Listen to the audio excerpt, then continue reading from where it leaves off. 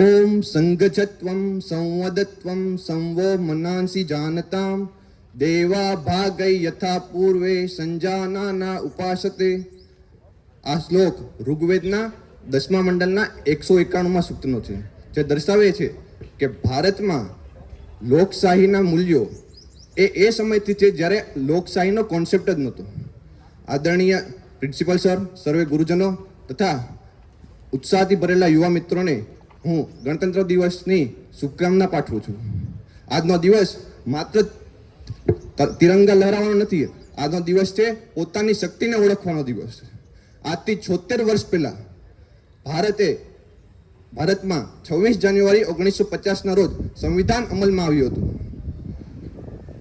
આ સંવિધાન એ માત્ર કાયદા માટે નહીં, પરંતુ ભારતીયોના સર્વે ભારતીયોના બધા અધિકાર, સ્વતંત્રતા અને આત્મવિશ્વાસ આપવાનું છે.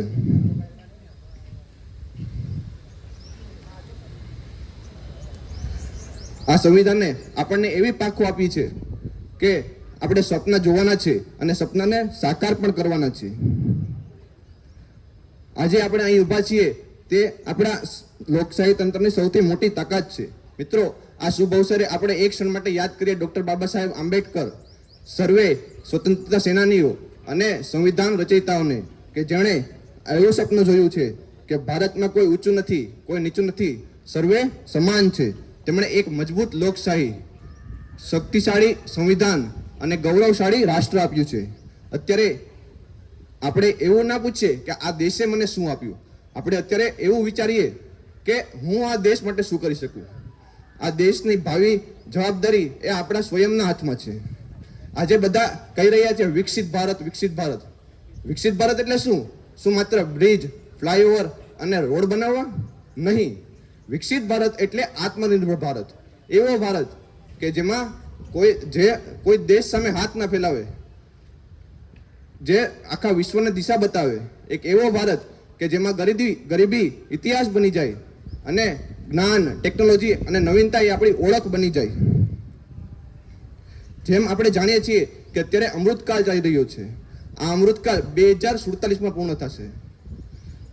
જ્યારે ભારત સ્વતંત્રતાના 100 વર્ષ ઉજવતું હશે ત્યારે એ વિકસિત ભારતનું સ્વપ્ન સાકાર થશે. અત્યારે જે આપણે આ સપના સાકાર કરવાની ચાવી કોઈ સરકાર કે નેતા પાસે નથી, એ આપણા યુવાધન પાસે છે. યુવા મિત્રો, દુનિયા કહે છે કે ભારત સૌથી યુવાન દેશ છે, અર્થાત સૌથી ઉર્જાવાન દેશ છે, જે અશક્યને પણ શક્ય બનાવી શકે છે. જો તમે કોઈ ખેલાડી છો તો માત્ર ખેલવા માટે નહીં, પરંતુ ગોલ્ડ મેડલ જીતવા માટે પ્રયાસ કરો.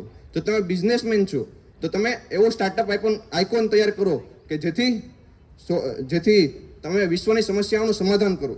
મિત્રો, યાદ રાખજો, જ્યારે એક યુવાન બદલાય છે તો એક પરિવાર બદલાય છે. જ્યારે કરોડો યુવાન બદલાય છે તો આખો દેશ બદલાઈ જાય છે. તેથી ચાલો આપણે પણ આજે સંકલ્પ કરીએ કે જો હું બદલીશ તો જ આખો દેશ બદલશે. અસ્તુ. ભારત માતા કી જય.